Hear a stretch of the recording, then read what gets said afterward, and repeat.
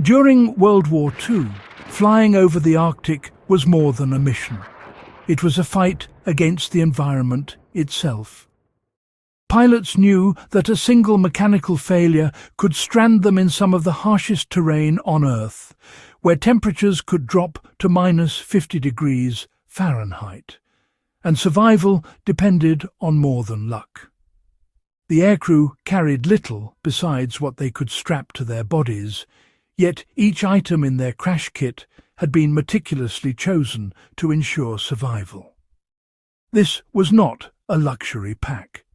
It was a compact toolkit designed to keep men alive in an environment where one wrong step could be fatal. Every item tells a story, and every detail can teach us lessons in modern survival and bushcraft.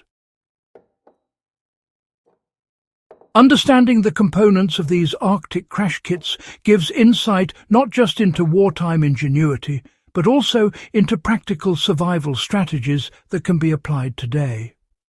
The kit was built around warmth first because hypothermia killed faster than injuries. At the heart of every Arctic crash kit was insulation.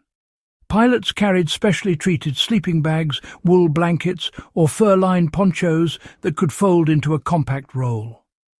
The key was multi-layering multiple thin layers trap air, which retains heat more effectively than a single bulky blanket.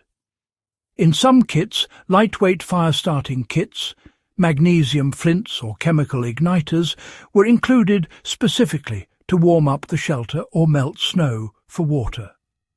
Pilots often improvised by wrapping themselves in parachute fabric or canvas from the plane itself, creating a micro-shelter against wind and ice. For modern bushcraft, the lesson is clear. Insulation is always the first priority. Even if you have food and water, exposure kills first.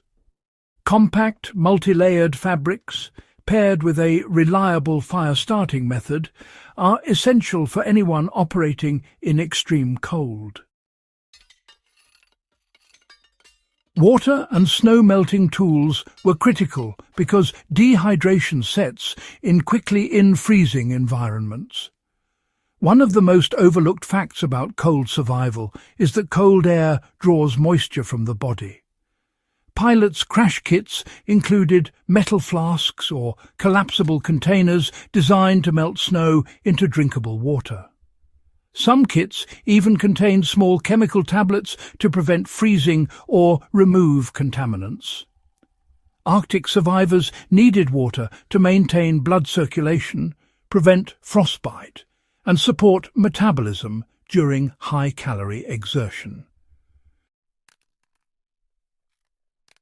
In practice, carrying a collapsible container today, such as a lightweight water bladder or metal cup, paired with a portable stove or simple heat source, allows you to replicate this approach. Gathering snow and melting it with controlled heat ensures hydration without risk of contamination. Fire-starting tools were selected for reliability in wind, snow and moisture. Matches alone would not survive the Arctic. Moisture and cold rendered them useless. Instead, pilots' kits often included magnesium fire starters, chemical flares, or tinder prepared from fibre materials treated with wax or oil. They needed sparks that could ignite quickly, even in a snowstorm, and maintain a flame long enough to melt snow, warm clothing, and signal for rescue. Pilots learned to combine materials creatively, wrapping tinder in metal shavings, placing it under windbreaks formed from fuselage debris, and even using insulated gloves to shield small flames. Modern survivalists can, adopt similar principles. Using waterproof matches, flint and steel, or chemical fire starters with treated tinder dramatically increases the chances of reliable ignition in wet or frozen conditions. Layering protection against wind and moisture. Well, that remains key. Food and emergency rations were high-calorie and compact. Crash kits often contained concentrated energy sources, hard biscuits, chocolate, dried meat, or compressed pemmican. In extreme cold, the body burns calories rapidly just to maintain core temperature, so lightweight, high-energy food was more valuable than large quantities of water or bulky supplies. Some kits included small stoves or metal cups to heat food, demonstrating that even a simple heat source multiplied the effectiveness of every ration. For bushcraft or modern survival applications, the takeaway is to focus on calorie density and portability. Compact, nutrient-rich foods, paired with the ability to heat them if possible, extend survival time significantly in extreme cold. Signalling devices were included because, well, rescue was never guaranteed. Pilots carried mirrors, chemical flares, or small radios when available. In whiteout conditions or across frozen tundra, visual signals like bright flares or reflective surfaces could really make the difference between days of wandering and prompt rescue. They also carried basic medical supplies, bandages, small antiseptics, and sometimes chemical heating pads for frostbite treatment. Today, a modern equivalent might include a signal mirror, whistle, compact flare, or emergency beacon. You know, even in the most extreme isolation, signalling remains a priority for survival.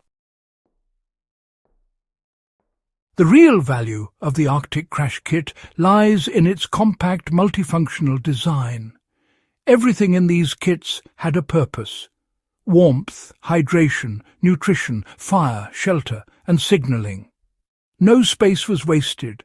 Items were selected for their reliability in freezing temperatures, their portability, and their ability to support the other components. For modern survivalists, the lesson is timeless. Choose versatile tools, plan for redundancy, and always prepare for the environment before you depend on luck or luck-based improvisation. If you want to explore more forgotten survival techniques and historical bushcraft insights like these Arctic Crash Kits, make sure to subscribe to Backyard Wisdom. Share this with fellow history enthusiasts and survivalists and continue learning the practical lessons our ancestors and wartime pioneers mastered under the harshest conditions.